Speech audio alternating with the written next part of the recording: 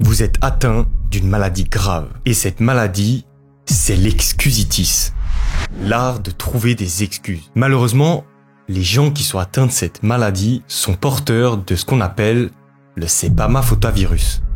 Et vous remarquerez que les individus qui réussissent ont tendance à éviter les excuses, tandis que ceux qui stagnent ou n'ont pas l'intention d'avancer ont toujours une multitude de raisons pour justifier leur situation. Ces personnes, elles sont super rapides à fournir des explications sur pourquoi elles n'ont pas réussi, pourquoi elles n'agissent pas, pourquoi elles ne peuvent pas et pourquoi elles ne feront pas. Alors que si vous examinez attentivement la vie des personnes qui ont réussi, vous constaterez une seule chose, une seule et unique chose, ils auraient pu aussi utiliser les mêmes excuses que tous les autres. Mais ils ont choisi de ne pas le faire. J'ai encore jamais rencontré, je crois, quelqu'un qui a réussi et qui a évité de prendre ses responsabilités. Et sincèrement, je pense pas que ça existe. Maintenant, comme toute maladie, si on ne traite pas rapidement l'excusitis et qu'on ne la traite pas correctement, ça devient de pire en pire. Le raisonnement de ceux qui sont atteints de cette maladie, c'est le suivant. 1. Je suis pas aussi performant que ce que je devrais. 2. Qu'est-ce que je peux dire pour sauver la face? Et 3. Vous avez tout un tas d'excuses. C'est pas le bon moment, je suis trop jeune, trop vieux, manque d'éducation, la façon dont ma famille m'a élevé, c'est pas la bonne, mauvaise santé, pas de bol, malchance, malheur personnel. Je sais pas s'il y en a d'autres, mais c'est toutes celles que j'entends quotidiennement. C'est un peu le footballeur qui se tire la cheville après avoir raté un truc immanquable devant le but, ou qui regarde le terrain comme s'il y avait un trou dedans. Vous voyez bien de quoi je parle. C'est un peu ça. Ces gens-là, c'est un peu ça. Et évidemment, quand ils ont trouvé une bonne excuse, ils l'utilisent pour convaincre leur esprit et les autres que c'est exactement pour cette raison qu'ils n'avancent pas. Et plus ils l'utilisent, plus le subconscient l'intègre comme une vérité. Jusqu'à ce que ces personnes elles soient définitivement convaincues que leurs excuses sont les véritables raisons de leurs échecs. Et ça, c'est triste. Heureusement, il existe un remède contre cette maladie et même des moyens de s'en prémunir, de s'en vacciner. Dans cette vidéo, je vais vous présenter les 4 excuses les plus courantes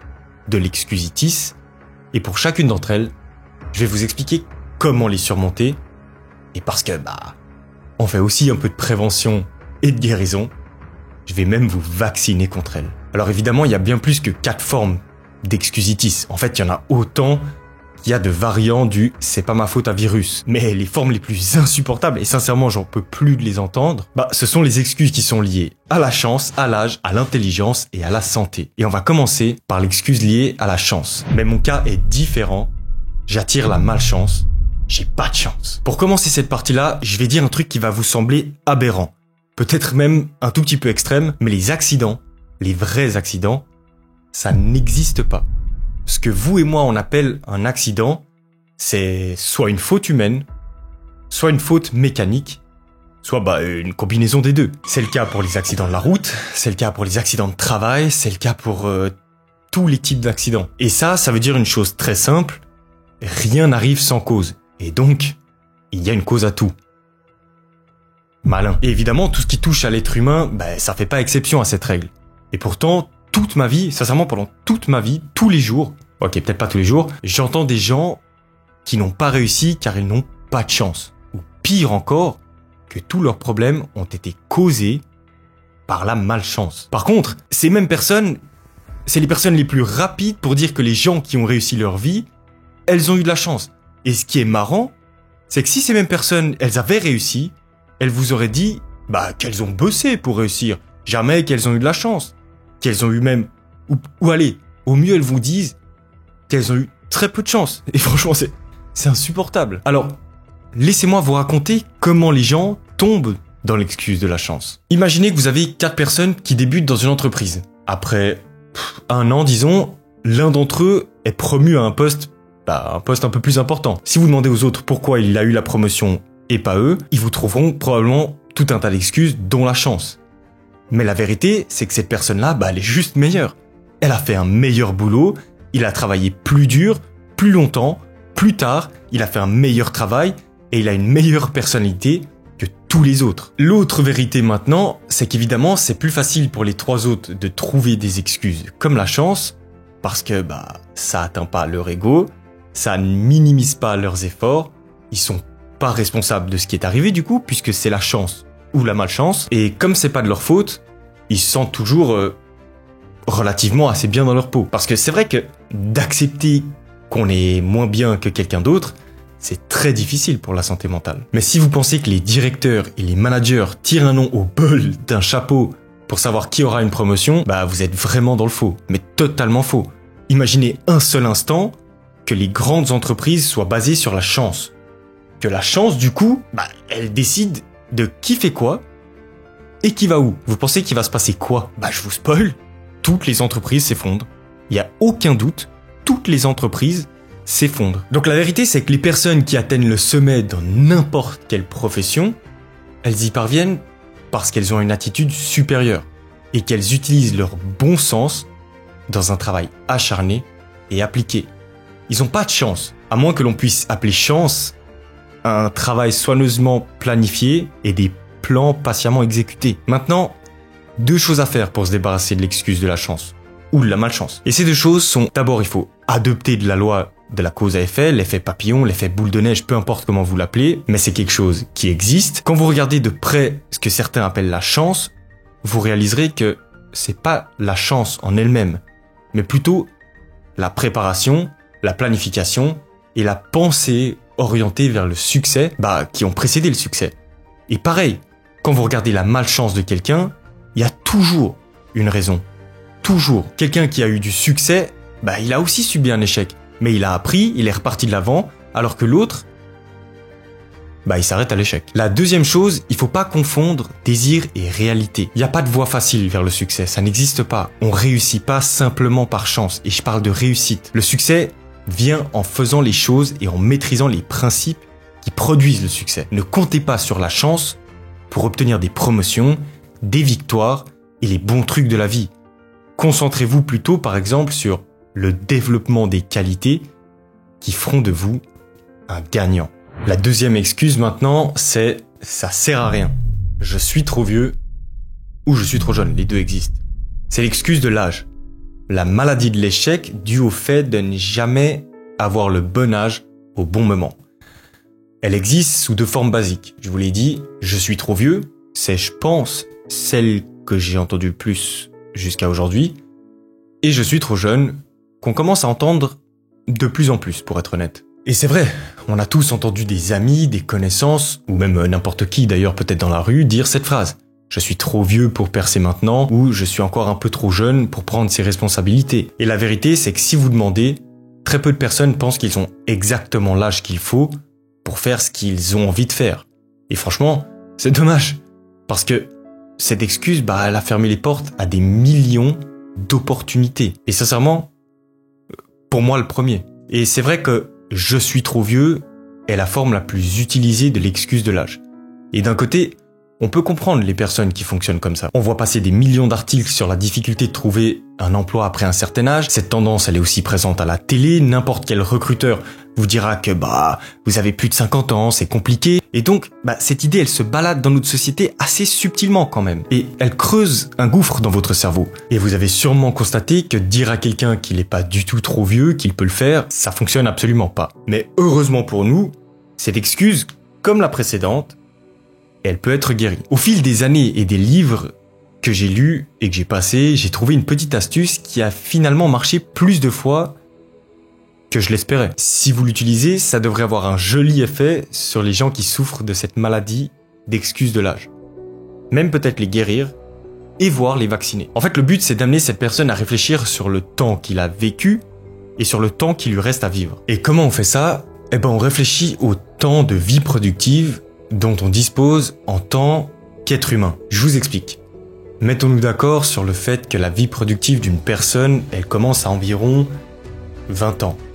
En réalité, c'est un peu plus tôt, mais ça simplifiera le calcul, et que cette vie productive, elle se termine si une personne aime ce qu'elle fait, disons qu'elle peut aller jusqu'à 70 ans. De 20 à 70 ans, il y a 50 longues années de productivité, de travail, d'une personne en moyenne. Et c'est là que la magie opère. Ça veut dire qu'une personne qui se fait virer à 40 ans, elle a même pas fait la moitié de sa vie de travail, puisque la moitié de 50, c'est 25. Et en fait, elle en aura fait 20. Il lui en reste donc 30. Est-ce qu'elle peut encore raisonnablement penser qu'elle est trop âgée? J'ai quelques doutes.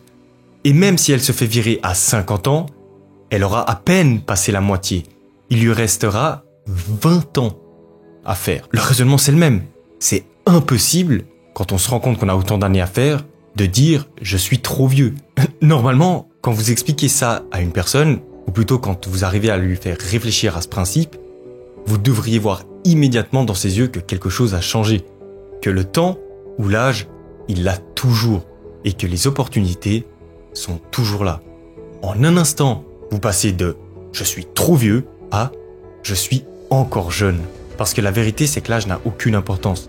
C'est comment vous décidez de vivre avec l'âge que vous avez qui compte. La vieillesse est une maladie de l'échec.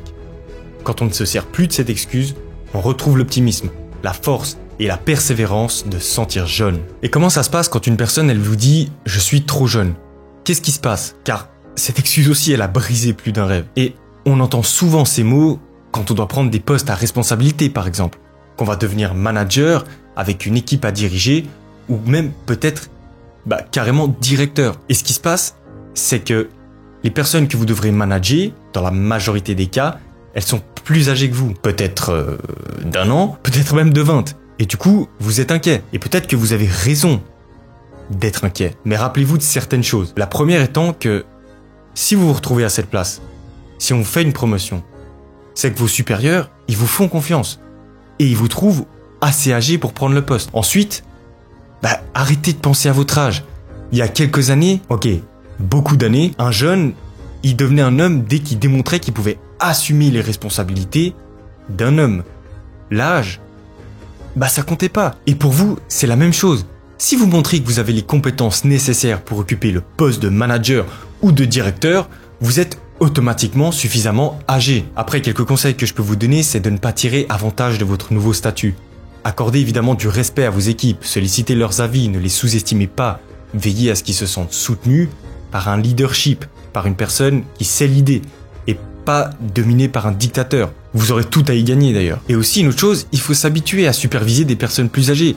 Dans de nombreux domaines, et de plus en plus, sincèrement, les responsables se retrouvent souvent plus jeunes que la majorité des employés. Donc, s'il vous plaît, mettez-vous dans le crâne que vous allez avoir des personnes plus âgées sous votre direction. La jeunesse devient un obstacle uniquement si vous pensez qu'elle l'est, comme la vieillesse d'ailleurs. Mais c'est stupide de croire qu'il faut des cheveux gris ou aucun poil de barbe pour inspirer et guider. La seule chose qui compte réellement, c'est à quel point vous êtes bon dans votre domaine et à quel point vous êtes bon pour comprendre les gens. Si vous avez une connaissance approfondie de votre métier et une compréhension des individus, vous possédez la maturité nécessaire pour réussir. L'âge n'est pas un indicateur de compétence, sauf si vous vous persuadez que seules les années peuvent vous fournir les compétences nécessaires pour réussir. Et oui, elles le peuvent, mais c'est pas le seul indicateur. Démontrez que vous avez des capacités et une attitude positive, et votre jeunesse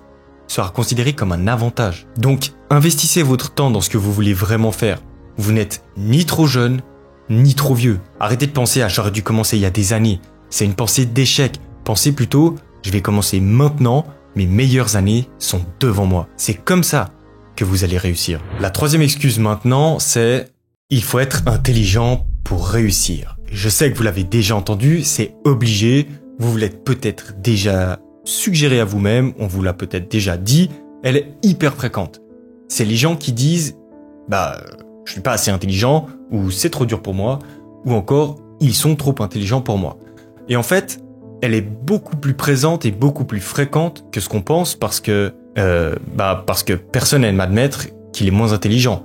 Et du coup, dans les statistiques, on va pas retrouver ça. Le problème, c'est que, à cause de cet effet, contrairement aux autres excuses, les gens dans cette catégorie, ils vont souffrir en silence. C'est quelque chose qu'elles ressentiront seulement intérieurement. Par exemple, pendant une conversation, elles auront l'impression que ça va un tout petit peu trop vite. Et elles diront rien. Et c'est dommage, parce qu'il y a tout un tas d'avantages à poser des questions, mais c'est pas le sujet de la vidéo. Le problème avec cette excuse, c'est qu'elle part de deux erreurs fondamentales. La première, on sous-estime notre intelligence. La deuxième, on surestime l'intelligence des autres. Et à cause de ces erreurs, les gens se sous-estiment et donc ils affrontent pas les défis et les challenges parce que soi-disant, il faut un cerveau. Alors que la vérité, c'est que celui qui s'en fout d'être intelligent, celui qui s'en fout d'être beau, celui qui s'en fout, il fonce et il obtient ce qu'il veut. Même s'il fait des erreurs, même s'il fait des bêtises, il l'obtient. Ça me fait penser d'ailleurs à cette histoire avec mes potes. Quand on est en vacances, souvent, on constate qu'il y a toujours une fille qui est super belle, qui sort avec un mec qui est, disons, pas dans sa catégorie. Et le truc, c'est comment ce genre de choses, ça arrive? Bah justement, ce genre de choses, ça arrive parce que toutes les personnes qui se disent qu'ils sont pas assez bien pour aller draguer cette fille, bah ils y vont pas. Et le mec qui s'en fout, il s'en fout de savoir s'il est assez intelligent, il s'en fout de savoir s'il est assez beau, eh ben il fonce. Et manque de bol pour tous les autres, bah c'est lui qui finit avec. Ce qui est vraiment important, c'est pas combien d'intelligence vous avez. Ce qui est vraiment important, c'est comment vous l'utilisez. Comment votre pensée guide vos actions. Comprenez bien ça. C'est pas combien, c'est comment. Et le comment, bah, il vient avec l'intérêt et la curiosité que vous avez pour les choses. Vous n'avez pas besoin d'être un enfant avec 130 de QI pour devenir un physicien. Mais c'est nécessaire d'aimer la physique, d'avoir un intérêt particulier pour la physique et d'être aussi curieux que possible. C'est ça le facteur X. L'attitude et le mindset positif, coopératif et persévérant vous amèneront beaucoup plus de succès que d'être super intelligent et d'avoir une attitude négative. C'est évident. Ou même que de simplement avoir une intelligence géniale. Bien sûr, évidemment qu'il y a des personnes qui sont très intelligentes et qui ont réussi et qui ont beaucoup de succès. Mais c'est pas uniquement dû à leur intelligence. Et si jamais, il existe aussi des personnes qui sont brillantes et qui n'ont rien fait de leur vie. Parce que vous savez, le fléau d'avoir une intelligence débordante, c'est aussi de voir toutes les choses négatives et de trop se concentrer dessus, en oubliant de chercher des moyens de réussir. Les pensées négatives, elles guident leur vie et du coup, bah ils font rien. Et si vous réfléchissez comme ça, vous devenez pessimiste, ennuyant, égocentrique, vous ne gagnez le respect de personne et vous n'avez plus rien à part des excuses. Et si vous ne me croyez pas, des centaines de recherches ont déjà démontré que l'intelligence, elle faisait aucune différence significative, je dis bien significative, dans le succès. Pas plus que l'éducation d'ailleurs. La différence entre ceux qui réussissent très bien et ceux qui ne réussissent pas très bien, elle se réduit finalement à des différences d'attitude et de gestion de pensée, pas à l'intelligence. Et vous le savez très bien, vous pouvez pas changer votre matériel génétique. En tout cas, pas à l'heure où je fais cette vidéo. Vos capacités naturelles, elles sont ce qu'elles sont. Et c'est comme ça. Mais vous pouvez décider de la façon dont vous allez les utiliser. Et aussi, la connaissance, c'est un pouvoir, à condition de l'utiliser de manière constructive.